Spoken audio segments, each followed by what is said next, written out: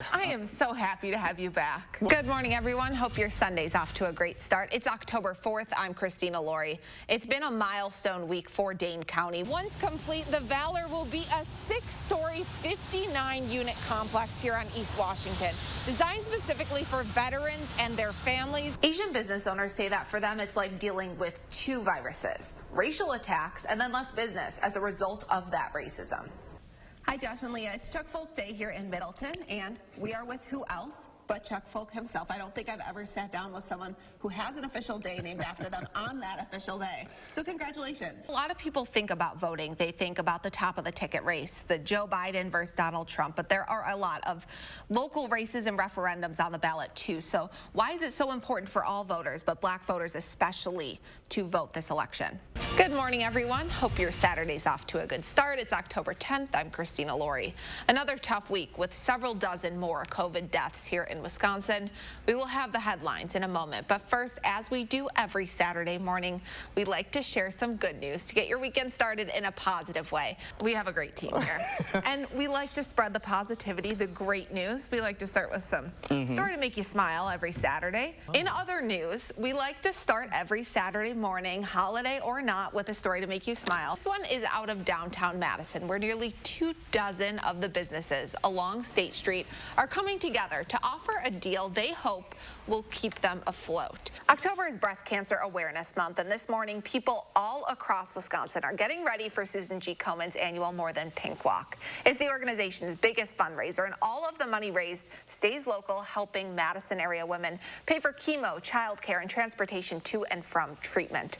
They're really doing such great work. Lori Nelson is a 4-year cancer survivor, a thriver as we call it. You have a lot of experience playing ball. When you were on the team, what was always the toughest team that you either hated to face, or maybe you loved them because they were such stiff competition? Sure, the Brewers have an impressive lineup heading into opening day, but a lineup of another kind is ready to rival the best in the game. Of course, we're talking about food. Let's be real, most importantly, it's about the type of pie that you can eat. Every year, I have the pleasure of emceeing News 3's annual pie eating contest. This year, I wanted to take you along with me. Please save some donuts and maybe a caramel apple. I like the one with Reese's Pieces on it. Save that for me. I'll be out later this season. Oh, okay. Is that a hint? All right. It is. It is. Subtle hint. Yours is a little less flamboyant than my really nice nifty vest, Halloween. You got everything on. Good morning, everyone. It's Sunday. It's 6:30 in the morning, October 18th. I'm Christina Lorey, and Dana, thanks for joining us. Yeah. If somebody didn't know this and perhaps they put their ballot in the mail on Friday or Saturday, is there anything they can do at this point? And for all the parents watching out there, it can be hard to get your kids on board with getting stuck in their arm. Any tips for parents that might be trying to convince their kids? I always go to kitchen culture. All that matters in Tori Miller's kitchens is that you're a good cook and a good person. We don't care if you're black, white, woman, Asian, Native American. Tori is now a fixture of Madison's food scene, but it hasn't always been that way. When he first took over for Latoi's longtime owner in the mid-2000s, he had to earn the respect of a largely white customer base. Proving to them that I was a good person and that I was someone that they should support as a business. That might seem simple enough, but it's a hurdle Tori says many minority chefs in particular must clear. A lot of people assume that all Asian restaurants are the same or they should operate the same. Chef Jamie Huang used to work for Tori. She opened her own Pan-Asian restaurant during the height of the pandemic and faced many of the same stereotypes. Why don't you have pad thai, or you know what I mean? Or why is this so much more here? Stereotypes like these are part of the reason Asian-owned businesses are disproportionately affected by the pandemic. From February to December of last year, the number of working Asian business owners fell by 20% nationwide, as the unemployment rate among Asian Americans shot up by more than 450%, more than any other demographic. Some people, they don't trust Asian food because of the stereotype, the virus, the Chinese virus. Patrick Liu and his wife also opened their business, Lacey's, last summer. Overall, they say starting their business in Madison was a good decision because people here have open minds. You have to respect different cultures. You don't have to be love, but you have to respect. A simple order coming from, to put it simply, good people. You can bang it out with the rest of us, then you're one of us. Now, because we don't like to present a problem without giving you a way that you can help make a difference, I asked all 3 business owners, what is the one thing anyone can do today to help?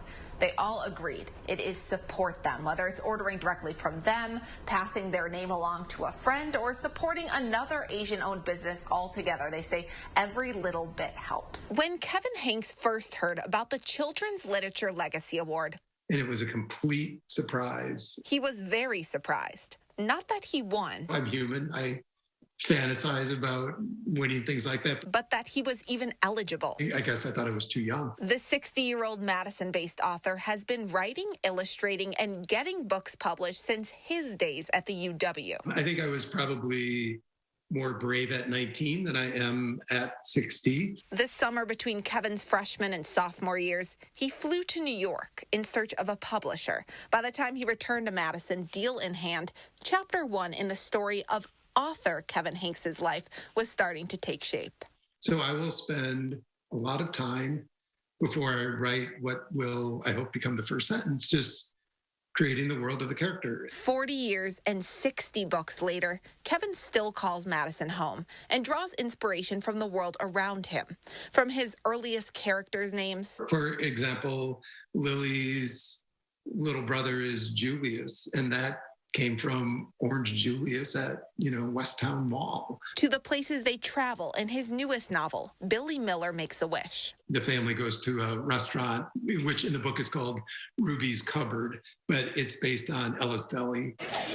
Although the pandemic is preventing Kevin from touring his latest title, it is allowing him more time in his home studio, constantly writing and wondering what world he can create next. I think about writing an adult novel, and every now and then I've started out. And he quickly returns to his roots, writing for children. It's also a time in life where I think one is really open to the world.